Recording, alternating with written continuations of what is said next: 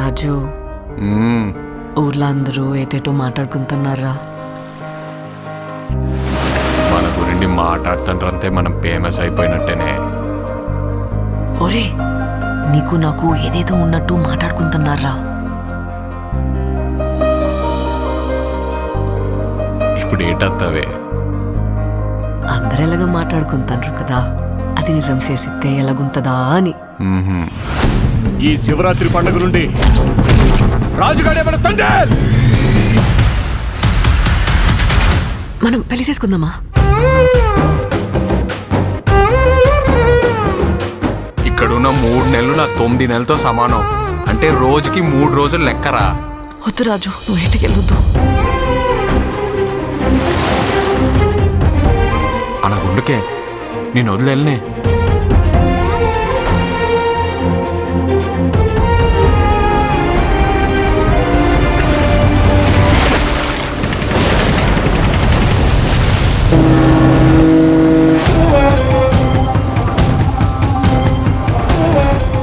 కాలిపోతుందా?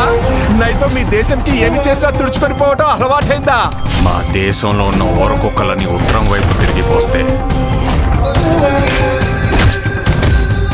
ప్రపంచ పటంలో పాకిస్తానే లేకుండా పోతే మా యాసని మాత్రం ఎట్కారం చేస్తే రాజులమ్మ జాతరే. వీడు రాడు, వీడు తండ్రి.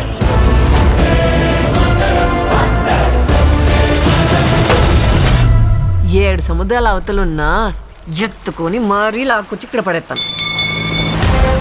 ప్రమాదమని తెలిసిన తన మంది కోసం ముందు కడిగేసినోడే తండేల్.